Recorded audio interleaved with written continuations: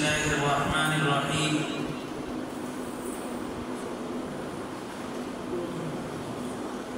الشيطان يعدكم الفقر ويأمركم بالفحشاء والله يعدكم مغفرة منه وفضلا والله واسع عليم سورة البقرة 268 নম্বর আয়াত। আল্লাহ বলেন, শয়তান তোমাদেরকে অভাব অনটনের ভয় দেখায়, ওয়ায়ামুরুকুম বিল ফাহশা এবং অশ্লীল কাজের আদেশ করে। ওয়াল্লাহু ইয়াইদুকুম মাগফিরাতাম মিনহু ওয়া ফাদলা, আল্লাহ তাআলা তোমাদেরকে খরচ করার মাধ্যমে, যাকাত আদায় করার মাধ্যমে ক্ষমার ঘোষণা দেন এবং বরকত অতিরিক্ত বৃদ্ধি করার ঘোষণা দেন এবং আল্লাহ তাআলা প্রশস্তকারী এবং জাননেওয়ালা। লম্বা আলোচনা গেছে পিছনে সদকা এবং যাকাতের ব্যাপারে। যাকাত ইসলামের 5টি স্তম্ভের মধ্য থেকে একটি, যার অস্তিত্ব ব্যতীত ইসলাম পূর্ণতা পায় না। ইসলামের বেসিক জিনিস 5টা: কালিমা, নামাজ, রোজা, হজ, যাকাত। এভাবেই আমরা জানি এবং এভাবেই হাদিসের মধ্যে আসছে। সিরিয়ালটা তো 5টা বিষয় ফরজ, তাহলে তো হজ এবং যাকাত আগে আসতে পারত। হজ এবং যাকাত সবার পরে কেন? সবার আগে 3টা: কালিমা, নামাজ, রোজা, এই 3টা। এরপরে আসে হজ এবং যাকাত। এটার কারণ হইল, কালিমা এমন একটা জিনিস, এমন একটা পয়েন্ট যেটা বালেগ হওয়ার পর থেকে সবার প্রয়োজন। একজন মুসলমান দাবি করবে তার কালিমা থাকবে না, এটা হবে না।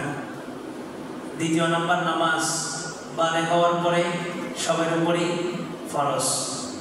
3 নম্বর রোজা, বালেগ হওয়ার পরে সবার উপরই ফরজ। কিন্তু পক্ষান্তরে হজ এবং যাকাত সবার উপরে ফরজ না।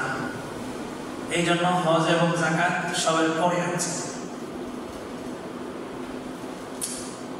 যাকাত এবং হজ এই সিরিয়ালটা হইলে আরো ভালো হইত, কারণ হজ জীবনে কয়বার ফরজ? 1বার। আর যাকাত যে দেয় তার প্রত্যেক বছর দিতে হয় না, প্রত্যেক বছর দিতে হয়। এই শব্দটা এই জন্যই বলা, যে ব্যক্তি যাকাত দেয় তার কখনো যাকাত দেওয়া বন্ধ হয় না। যাকাতের মাধ্যমে আল্লাহ তাআলা সম্পদ বৃদ্ধি করেন। আর এই যাকাত যে 2টা জিনিসের উপরে, যে 2টা কারেন্সির উপরে দাঁড় করানো, ওই 2টা কারেন্সি হলো ইসলামিক কারেন্সি, ইসলামিক অর্থনীতি, স্বর্ণ এবং রৌপ্য। এই 2টা বিষয়ের উপরে যাকাতকে দাঁড় করানো হয়েছে। স্বর্ণ যদি হয় 7.5 ভরি, আর রূপা যদি হয় 52.5 ভরি। ভরি এবং তোলা দুটোটা একই জিনিস। এখন এটা ব্যবহার হয় না, তোলা শব্দটা আগে ব্যবহার হইত। এখন ভরি, আধুনিক শব্দ ভরি ব্যবহার হয়। এই স্বর্ণ এবং রূপা আল্লাহ রাসূলের যুগে দুটোটার দাম সমান ছিল, দুটোটার কাজও সমান ছিল। আপনারা হয়তো জানেন যে মানুষের শরীরে অনেক সময় স্বর্ণের প্রলেপ বসায়, যেমন হাড্ডি ভেঙে গেলে ওখানে হাড্ডিতে স্বর্ণ বসায়। এখন লোহা বসায়, লোহা হাড্ডি ভেঙে গেলে ভিতরে লোহা দিয়ে জয়েন্ট করে। লোহাটা কিন্তু টেকসই, আবার লোহাটা জমকারে ধরার সম্ভাবনা থাকে। কিন্তু স্বর্ণটা অরিজিনাল ধাতু, ধাতুর মধ্যে একদম অরিজিনাল ধাতু হচ্ছে স্বর্ণ, সোনা। আল্লাহ রাসূলের যুগে এক সাহাবী, উনি স্বর্ণের আংটি করে আসছে, পিতলের একটা আংটি করছে, পিতল। তো রাসূলের সামনে আসার পরে রাসূল বললেন যে, আমি তোমার এই পিতলের আংটির মধ্যে মূর্তির একটা গন্ধ পাইতেছি। মূর্তি বানানো হয় পিতল দিয়ে। তো সাহাবীর সাথে সাথে এটা খুলে ফেলাই দিলেন। এরপরে একটা লোহা আংটি করে আসছে। আসার পর আল্লাহ রাসূল বললেন যে, আমি তোমার এই আংটির মধ্যে জাহান্নামীদের অলঙ্কারের সাদৃশ্য দেখতেছি। জাহান্নামীদের যে সমস্ত অলঙ্কারগুলো করানো হবে এগুলো লোহা হবে, তাদের যে শিকল দিব, যা যা দিয়ে তাদেরকে আটকানো হবে, এগুলো সব শিকল। উনি ওইটাও খুলে ফেলাই দিলেন। রাসূলকে বললেন, ইয়া রাসূলুল্লাহ, তাহলে আমি কি ব্যবহার করব? রাসূল বললেন, রূপা ব্যবহার করতে পারো, এক মিসকালের কম। এক মিসকাল একটা ওজন, আরবিতে মিসকাল বলে, বাংলায় 4.37 গ্রাম হয় বাংলাতে। অর্থাৎ 4 গ্রাম রূপা যদি হয় তাহলে এটা আপনি ব্যবহার করতে পারবেন, কিন্তু 5 গ্রাম হয়ে গেলে তখন আর এটা ব্যবহার করা যাবে না। আমাদের দেশে অনেক কবিরাজরা আংটি দেয়, আংটির মধ্যে কোরআনের আয়াত লিখে দেয়। এই ধরনের আংটিগুলো নিয়ে ওয়াশরুমে দেওয়া যাবে না, ব্যবহার করা যাবে তবে ওয়াশরুমে দেওয়া যাবে না। তো যাকাতের মেজারমেন্ট রাসূল দাঁড় করাইছিলেন স্বর্ণ এবং রূপা। এই দুইটা জিনিস তৎকালীন সময় দাম একই ছিল, স্বর্ণের দাম যা রূপার দামও তা। কালের আবর্তনে পশ্চিমাদের এক ভিন্ন ষড়যন্ত্রে এই ইসলামিক একটা কারেন্সি এটা ধ্বংস করার জন্য তারা স্বর্ণ এবং রূপার মধ্যে আকাশ জমির ব্যবধান করে দিল। রূপার ভরি মনে হয় এখন 1100 বা 1150 চলতেছে, স্বর্ণ 1,70,000 গেছে, আরো বাড়বে, সময় যত যাবে আরো বাড়বে। বৈশ্বিক কূটনৈতিক রাজনৈতিক যে পরিস্থিতিগুলো তৈরি হইতেছে এবং যে যুদ্ধগুলো হইতেছে এক দেশ আরেক দেশের সাথে, এগুলোর মাধ্যমে স্বর্ণের দাম দিন দিন আরো বাড়বে। অথচ স্বর্ণ এমন একটা ধাতু, এমন একটা খনিজ সম্পদ যেটার দাম আল্লাহ তাআলা এমনিই বাড়ায় রাখছে, ওটা কোনো জিনিস দ্বারা দাম বাড়বে না। একটা জিনিস বাজারে, একটা ফল, একটা তরকারি অথবা একটা বাড়ি অথবা একটা জায়গা দাম বাড়ছে না কমছে বোঝা যায় তো স্বর্ণ দিয়া তারপর বোঝা যায় এটা বাড়ছে না কমছে। স্বর্ণের কোনোদিন দাম বাড়েও না কমেও না। স্বর্ণ এটা গোল্ড ইজ গোল্ড, এটা তো পুরোটাই গোল্ড, এটার দাম বাড়বে কেমন কমবে কেমন। তো স্বর্ণ দিয়া যখন জায়গা জমি কিনা হইতো, কোনো একটা জায়গা কিনতে যদি 1 ভরি স্বর্ণ লাগে, কিছুদিন পর ওই জায়গা কিনতে যদি 2 ভরি স্বর্ণ লাগে, তাহলে বোঝা গেল যে জায়গার দাম বাড়ছে। কিন্তু স্বর্ণ তো স্বর্ণই। এখন দেখেন এমন একটা কারেন্সি পৃথিবীতে চালু হয়েছে যে স্বর্ণ দ্বারা প্রতিটা বস্তুর দাম বাড়া কমা নির্ণয় করা হইতো, এখন ওই স্বর্ণরই দাম বাড়তেছে কমতেছে। তো সামনে একটা যুগ আসবে ইমাম মাহদীর নেতৃত্বে। ইমাম মাহদী আলাইহিস সালাম যখন আসবেন, হাদিসের ভাষায় আছে 7 থেকে 9 বছর ওনার একটা শাসন আমল চলবে, ওনার রাজত্ব চলবে। আর ওনার রাজত্বের আগে পুরা পৃথিবীতে অর্থনৈতিক মন্দা চলবে, অর্থনৈতিক দুরবস্থা চলবে। আপনারা হয়তো খবর পাইছেন যে এরদোগান, রিসেপ তাইয়েব এরদোগান, সে রূপার কয়েন চালু করছে। রূপার কয়েন চালু করার কারণে জাতিসংঘ থেকে তার উপর একটা প্রেশার ক্রিয়েট করা হয়েছে। অথচ অরিজিনাল কারেন্সি হচ্ছে রূপা এবং স্বর্ণ, অরিজিনাল। এবং এই যে ধোঁকাবাজিগুলো চলতেছে, আমাদের হাতে নোট দেওয়া হয়েছে, কাগজের কিছু নোট, এবং ক্যাশলেস সোসাইটি, এই বিকাশ বলেন, রকেট বলেন, নগদ বলেন অথবা ব্যাংক বলেন, এই যে একটা সংখ্যা আমাদেরকে দেওয়া হয়েছে। ব্যাংকে আপনার 5 কোটি টাকার মালিক, 5 কোটি টাকার স্বর্ণ আছে, কিছুই না, একটা সংখ্যা। আপনার 5 কোটি টাকার মালিক মানে 5 কোটির একটা সংখ্যা আপনাকে দেওয়া হয়েছে। বিকাশে আপনার কাছে 5,000 টাকা আছে, ওই এটা একটা শুধুমাত্র একটা সংখ্যা বসায় দেওয়া আছে। সামনের এক ভবিষ্যৎ আসতেছে, যে সময় চতুর্দিক থেকে পুরা বিশ্বের মানুষরা অতিষ্ঠ হয়ে আন্দোলনে নামবে। কি আন্দোলন হবে? যে আমার টাকা, আমার পয়সা জাতিসংঘ মান বাড়াবে কমাবে, এই অধিকার তাকে কে দিবে? এই এক আন্দোলনের মাধ্যমে এই জাতিসংঘ বর্জন করা হবে। এই অর্থনীতি যেটা, এই কারেন্সি যেটা বাজারজাত আমরা করতেছি, এটা বন্ধ হয়ে যাবে। আবার সেই ইসলামের সূচনার যে কারেন্সি ছিল স্বর্ণ মুদ্রা, ওইটা দিয়ে আবার মানুষ ফিরে আসবে। এই যুদ্ধ বিগ্রহ যেগুলো হইতেছে, বোম্বিং করা, এগুলো সবকিছু অকেজ হয়ে যাবে। আবার সেই পুরাতন যুগ, ইসলামের সূচনার যুগ যে তরবারির যুদ্ধ ছিল, সেটা দিয়ে আবার মানুষ ফিরে আসবে। ইসলামের এই কারেন্সিটা বুঝতে হবে যে এটা কেন দিছে। আর পশ্চিমাদের ষড়যন্ত্র এই স্বর্ণ এবং রূপাকে এত তারতম্য করে দিছে, এত ব্যবধান করে দিছে। এখন আপনি যাকাত দেওয়ার ক্ষেত্রে কোনটাকে হিসাব করবেন? স্বর্ণের হিসাব যদি করতে যান, 1,70,000 যদি ঘুরি হয়, তাহলে আপনার 7.5 ভরি স্বর্ণের দাম আসবে আপনার 10 থেকে 11 লাখ টাকা।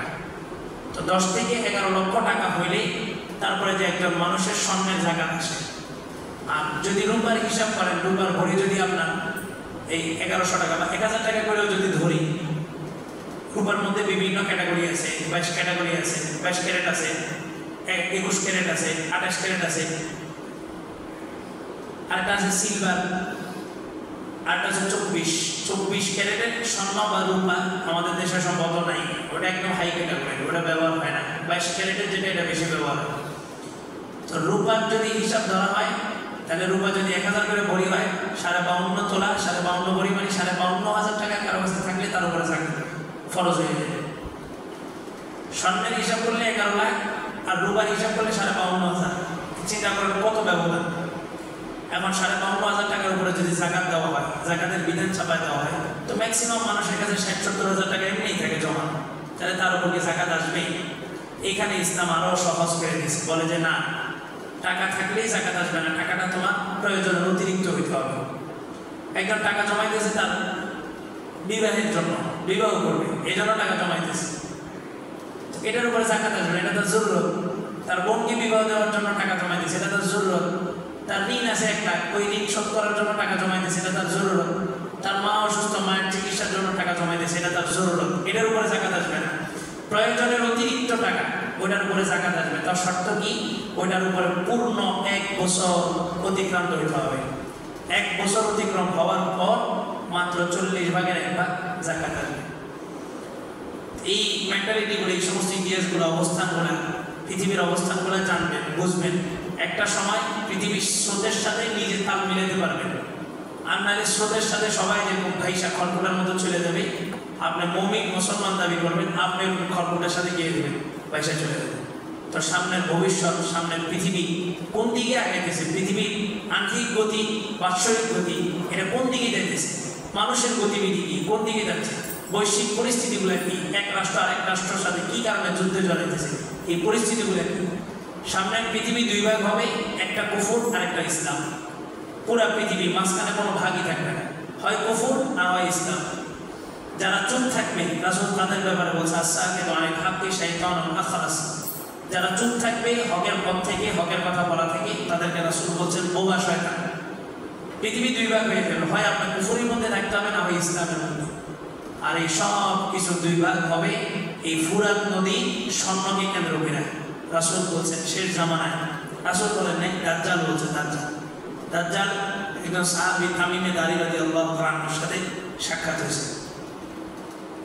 তামিমে দারী রাদিয়াল্লাহু তাআলা আনহু তখনও ইসলাম ধর্ম গ্রহণ করেন নাই। একটা ব্যবসায়িক সফরে বের হয়েছিলেন, ওনার নৌপথে ঝড় ওনার নৌকাকে ওনার পথ থেকে হারায় অন্য একটা দ্বীপে নিয়ে গেছে। ওই দ্বীপে যখন গেছে, যাওয়ার পরে এক লোক এসে বললো, তোমরা কোথা থেকে আসছো? মদিনা থেকে। তো বলে যে হ্যাঁ। তো বলে যে এই জঙ্গলটা অল্প একটু ভিতরে গেলেই একটা মানুষ আছে, সে তোমাদের অপেক্ষায় শত শত বছর পর্যন্ত তোমাদের অপেক্ষায় বসে আছে। তো তামিমে দাঁড়িয়ে বলে, কি হয়েছে? আমাদের তো তার কোনো কাজ নাই, আমাদের তার কোনো প্রয়োজন নাই, আমরা যাবো কেন? যেহেতু ব্যবসায়ী মানুষ ছিলেন, চিন্তা চেতনা আপডেট ছিল, যে কেউ টাকলে হুট করে যাবেন, ব্যবসায়ীরা অনেক চিন্তা চেতনা করে কদম দিবে। তো বলে যে চলো না, তোমাদের জন্য হাজার হাজার বছর অপেক্ষা করছে। তামিমে দাঁড়িয়ে চিন্তা করলেন, 1000 বছর অপেক্ষা করছে, এটা আবার কি? যাই দেখে যে দাজ্জাল। দাজ্জালকে তো আল্লাহ তাআলা পৃথিবীর সূচনা থেকেই তৈরি করছে। হযরত নূহ আলাইহিস সালামের যুগ থেকে প্রত্যেকটা নবী তার উম্মতকে দাজ্জালের ফিতনা সম্পর্কে ভয় দেখিয়েছেন, সতর্ক করছেন। আল্লাহ, এই দাজ্জাল আছে, দাজ্জাল এই পৃথিবীর মধ্যেই আছে, শুধুমাত্র তার আত্মপ্রকাশ ঘটানোর দেরি। 2007 কিংবা 8-এর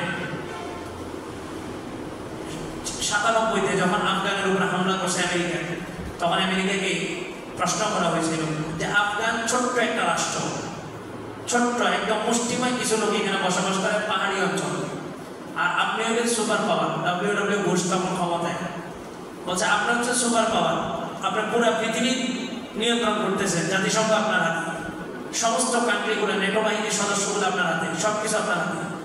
আপনি এই পাহাড়ি অঞ্চলে কিছু মানুষের বিরুদ্ধে যুদ্ধ করতেছেন, এটাকে আপনাকে মানায়? তো তখন সে জবাব দিছে বিবৃতি, এখনো পত্রপত্রিকা আছে বিবৃতি, বলছে আমার উপর থেকে অর্ডার, আমার উপর থেকে অর্ডার। আমেরিকাকে উপর থেকে কে অর্ডার দেয়? ওইটা জাতিসংঘ, আমেরিকাই তো জাতিসংঘকে চালাইতেছে, তাহলে তাকে উপর থেকে অর্ডার মানে দাজ্জাল। এবং ব্রিটেনের প্রধানমন্ত্রী তিনি 2007 সালে বলছেন যে আমি দাজ্জালের সাথে সরাসরি কথা বলছি। এখন এই আলোচনাগুলো আপনাদের কাছে আশ্চর্য মনে হবে, কারণ আপনারা এগুলো তো অভ্যস্ত না। হুট করে একদিন আলোচনা দিলে হুজুর কোথায় পাইছে নিয়ে আসে না। পাকিস্তানের আসিফ ওমর সাহেব একজন ছিলেন লেখক, ওনাকে হত্যা করা হয়েছে। উনি দাজ্জালের একটা বই লিখছেন যে দাজ্জাল পৃথিবীতে আছে এবং দাজ্জালের সাথে বারমুডা ট্রায়াঙ্গেল নামে যে জিনিসটা আমাদের সামনে উপস্থাপন করা হয়েছে। বারমুডা ট্রায়াঙ্গেল মানে এই যেই জায়গাটাতে পৃথিবীর মধ্যাকর্ষণ শক্তি নাই, ওইখানে আপনার নৌকা জাহাজ লঞ্চ জেলেই যাবে, এমনকি আকাশ পথে যদি কোনো বিমান যায় ওইটাকেও টাইনা নিচে নামায় ফেলবে। এটাকে বলে বারমুডা ট্রায়াঙ্গেল, মানে ত্রিভুজ আকারের। এটার ওখানে কেউ যাইতে পারে না, এই মানুষগুলোকে টাইনা নিয়ে যায়, মধ্যাকর্ষণ শক্তি সেখানে নাই। বিজ্ঞান বলে, তারা বলে যে পৃথিবীর মধ্যস্থান, এই জন্য মধ্যাকর্ষণ শক্তি নেই। আর আমরা জানি পৃথিবীর মাঝখানে হচ্ছে কাবা, যে জায়গাটাতে আল্লাহ তাআলা কাবা ঘর নির্মাণ করছে। দাজ্জালের সাথে সরাসরি পৃথিবীর মানুষের সাথে যোগাযোগ হয় বহু আগ থেকে। এই যে ইন্টারনেট, এই সব কিছু দাজ্জালের পরিকল্পনায় পরিচালিত হইতেছে। আল্লাহ ইন্টারনেট, নেট মানে জাল, ইন্টার মানে প্রবেশ। আপনি এখানে ঢুকছেন মানে আপনার বায়োডাটা সমস্ত অ্যাক্সেস, আপনার সিভি, আপনার ছবি, আপনি কোথায় যান, কি করেন, আপনি কি চিন্তা চেতনা লালন করেন, আপনি কোন আদর্শ লালন করেন, সব কিছু তাদের কাছে চলে গেছে। এই যে এআই একটা সফটওয়্যার, আর্টিফিশিয়াল ইন্টেলিজেন্স আমাদের সমাজে আসছে, মানুষ জানে না যে কত ভয়াবহ এক পরিস্থিতি সামনে তৈরি হবে। রোবট সব কিছু করবে, আপনাকে এসে রোবট হত্যা করবে। আপনি রোবটের বিরুদ্ধে, আপনার বাবাকে হত্যা করছে রোবট, আপনি রোবটের বিরুদ্ধে মামলা করছেন 20 বছর 30 বছর পর্যন্ত, কি লাভ হয়েছে? তারা গেম খেলছে, তারা সুন্দরভাবে সব প্রসেসিংগুলো রেডি করে এখন শুধু বসে আছে তামাশা দেখতেছে। আমাদের হাতে ব্ল্যাক ম্যাজিক মোবাইলটা ধরাই দিয়েছে যে মোবাইল শেষ, যে বাচ্চার হাতে মোবাইল গেছে জীবন শেষ। সে পুরো একটা জাতি, পুরো একটা দেশকে শেষ করে দিচ্ছে একটা ডিভাইস দিয়ে। একটা ডিভাইস, হুজুর বাচ্চা খানা খায় না মোবাইল না দিলে। আপনি ছোটবেলায় খাবার খাইছেন কিভাবে বলেন? আমরা ছোটবেলায় খাবার খাইছি না, আমাদের হাতে তো মোবাইল ছিল না। শুধু মা পাশে দিয়ে একটা লাঠি রেখেছে, ভাত দিয়েছে, ভাত গিলে রয়েছে, শেষ। এখন বাচ্চা একদিনে এই নেশাটা হয়নি, বাচ্চা হওয়ার পর বাচ্চা প্রতিনিয়ত আপনাকে দেখছে যে আপনার মোবাইল টিপে, আপনার বিবিকে দেখছে যে সে মোবাইল টিপে, সে মাকে দেখছে মোবাইল টিপতে, বাবাকে দেখছে মোবাইল টিপতে, তো তার মোবাইলের নেশা হবে না তো কার হবে? তো শেষ, পুরা পঙ্গু বানায় দিতেছে। রশি দিয়ে একদিন বসা হযরতুল্লাহর সামনে, মুফতি শহীদুল্লাহ সাহেব সামনে এক ছেলেকে নিয়ে আসছে। বাবা, ছেলে প্রতিবন্ধী, চোখগুলো কেমন কেমন, তার মানে অ্যাবনর্মাল, তার চলাফেরা স্বাভাবিক না। হুজুরের কাছে নিয়ে আসছে, আনার পর হুজুর বললেন, হুজুর দেখেই এক গার্ডিয়ানকে জিজ্ঞেস করলেন বাচ্চা কি মোবাইলে আসক্ত? মানে আমি আশ্চর্য হয়ে গেলাম, মানে দেখেই বলে ফেলেছে বাচ্চা কি মোবাইলে আসক্ত। তো বাবা বলতেছে একদম, মানে আপনার এখানে আনছি যে সে এখানেও আমাকে ফোর্স করতেছে মোবাইলে আমি গেমস খেলবো। মাদ্রাসায় আসছে, এখানেও এসে বলতেছে মোবাইলে আমি গেমস খেলবো। বহু মাদ্রাসার ছাত্র মোবাইল যদি না চালাতে দেওয়া হয়, উস্তাদরা যদি মোবাইল জব্দ করে নেয়, তো সে পড়াশোনা ছেড়ে দেবে, পড়াশোনা করবে না, তার মোবাইল লাগবে। গত 2 সপ্তাহ না 2.5 সপ্তাহ আগের ঘটনা, বাবাকে ল্যাপটপ কিনে দেনে দেখে বাবাকে জবাই করে দিয়েছে। কি একটা যুগ চলতেছে, এই তারা একটা ডিভাইস, পশ্চিমের একটা ডিভাইস দিয়ে দিয়েছে। আপনি দেখেন যে সমস্ত কান্ট্রিগুলো এই ডিভাইসগুলো অনুমোদন দিয়েছে, ওই সমস্ত কান্ট্রির বাচ্চাদের 16 বছর আগে মোবাইল ধরা নিছে। তারা সেভ আছে, তারা সেই থেকে আপনার পুরো একটা জাতিকে একদম পঙ্গু বানিয়ে দিয়েছে, শেষ, বিকলঙ্গ করে দিতেছে। এই যুবকগুলা, এই উঠতি বয়সী তরুণগুলা, কত স্বপ্ন তাদেরকে নিয়ে। তারা জানে এই অঞ্চলটা, এই বাংলাদেশ, ভারত উপমহাদেশ, ভারত, পাকিস্তান, নেপাল, ভুটান, এই অঞ্চলটা আগামী পুরা বিশ্ব শাসন করবে, পুরা বিশ্বের রাজনৈতিক অবস্থা তারা নিয়ন্ত্রণ করবে। এই জন্য এই অঞ্চলটাতে তারা সব দিয়ে দিচ্ছে। আল্লাহ, এই ইসলামের কারেন্সি যেটা, সেটা হচ্ছে স্বর্ণ রূপা। এটা কখন থেকে চালু হবে?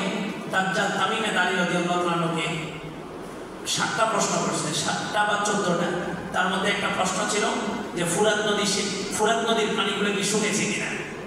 তো তামিমে দাঁড়ি বলছেন না, ফুরাত নদীর পানি এখনো শুকায়নি। আরেকটা প্রশ্ন করছে যে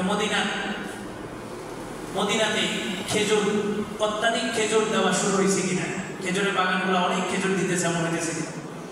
3 নম্বর প্রশ্ন করছে যে মদিনায় মক্কায় একজন লোক আসছে যার নাম মোহাম্মদ, যে নিজেকে নবী দাবি করতেছে, এমন হয়েছে কিনা? তখন তামিমে দাঁড়ি বলছেন হ্যাঁ, একজন লোক আসছে যে নবুয়তের দাবি, মোহাম্মদ দাবি করতেছে, সে দাবি করতেছে সে আল্লাহর রাসূল। তখন দাজ্জাল বলছে যে আমার আবির্ভাবের সময় খুব ঘনায় আসছে, অর্থাৎ আল্লাহ রাসূলের রিসালাত প্রকাশ পাওয়া, এটা কিয়ামতের একটা আলামত। কারণ শেষ নবী তিনি। আগের নবীদের একটা বিশ্বাস ছিল কি, কিয়ামত হবে না কতক্ষণ, শেষ নবী যতক্ষণ আসবে না। এখন শেষ নবী চলে আসছে মানে কি আমাদের আলামত বেড়ে গেছে। তো তামিমে দারি রাদিয়াল্লাহু তাআলা মুসলমান হওয়ার পর আল্লাহ রাসূলের সাথে এসে এই কথাটা শেয়ার করছেন। রাসূল বললেন, তুমি কি জানো তুমি কার সাথে কথা বলছো? বলে যে কার সাথে? বলে যে এটাই হচ্ছে দাজ্জাল, তাকে আল্লাহ তাআলা হাজার হাজার বছর যাবত তাকে শিকল বন্দী করে রেখেছে।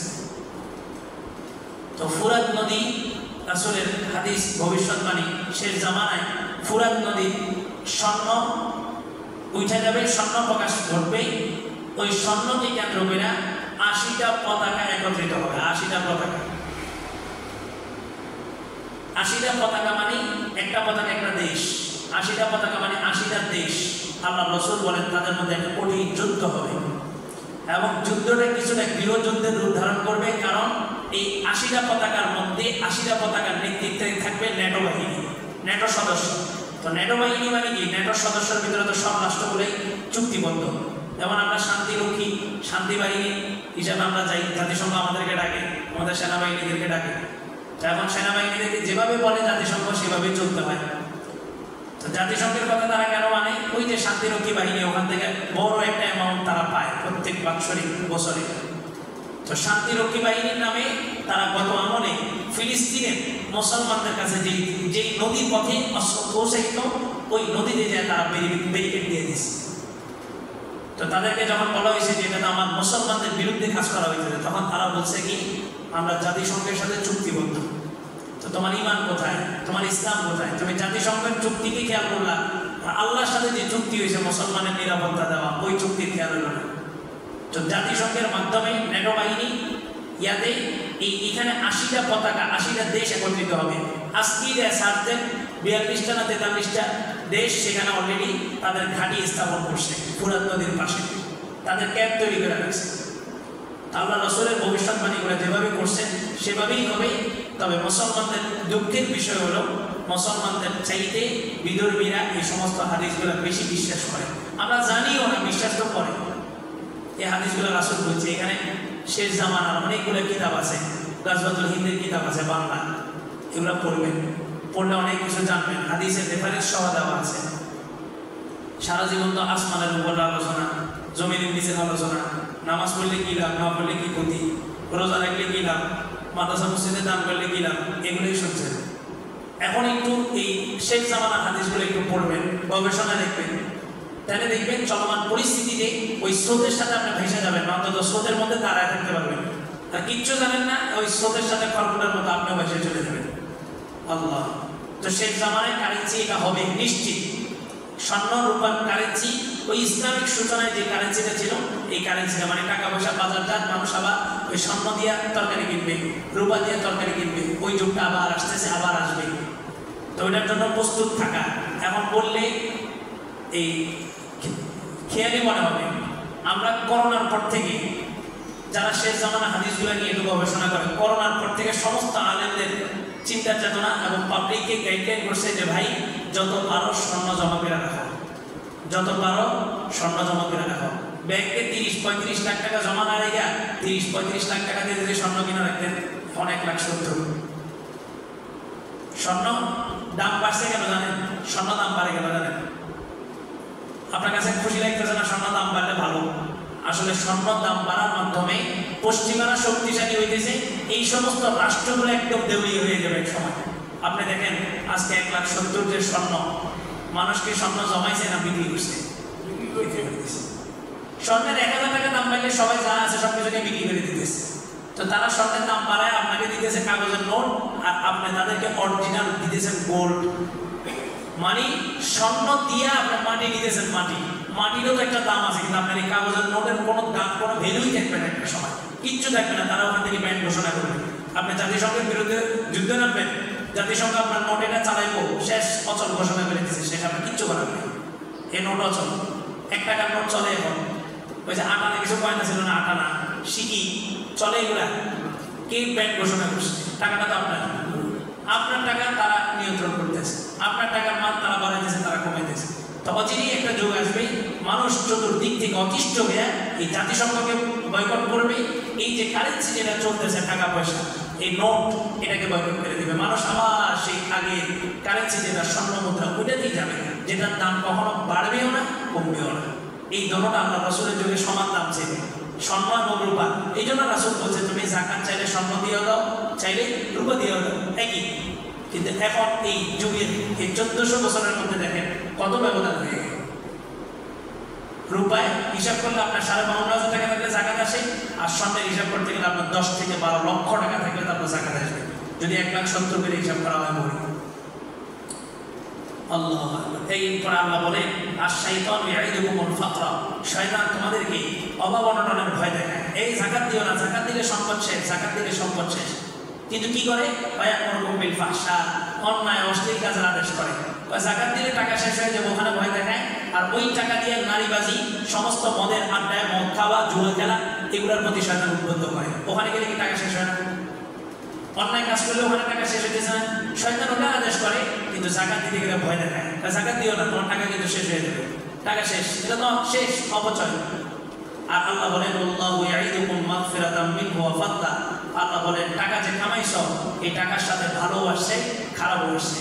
ভালোটা তোমার জন্য বরকত, খারাপটা তোমার জন্য কিন্তু আযাব। তুমি যদি যাকাত দাও তোমাকে আমি আযাব থেকে মুক্তি দান করব, বিপদ আপদ থেকে উদ্ধার করব। ওয়াফাদলা, তোমাকে আমি বরকত দিব। যাকাত যে একবার দিছে তার কোনোদিন এমন পরিস্থিতি হবে না যে সে যাকাত দিতে পারে না, সে প্রত্যেক বছর যাকাত দিবে। এবং গত বছর যে পরিমাণ যাকাত দিছে এই বছর তার চাইতে বেশি যাকাত দেওয়ার ব্যবস্থা আল্লাহ করে দেবে। কখনোই মানুষ কি হয় না, গরিব হয় না, যাকাতের মাধ্যমে মানুষ ধনী হয়। আল্লাহু ওয়াসিউন আলিম, আল্লাহ তাআলা প্রশস্তকারী এবং মহা জ্ঞানী, জাননেওয়ালা।